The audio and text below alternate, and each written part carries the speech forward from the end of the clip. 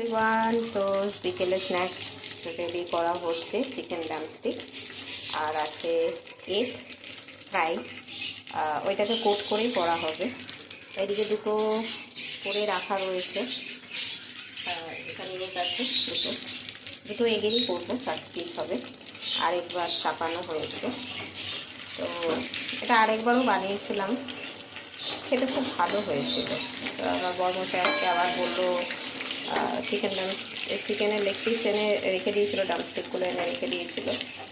তো বিকেলবেলা বললো যে আরেকবার করো, বেশ ভালো লেগেছিলো সেবার খেতে। তো যথাজ্ঞা হিসাবে ভেবে আবার বসিয়ে দিয়েছি। খেতে ভীষণই ভালো লাগে।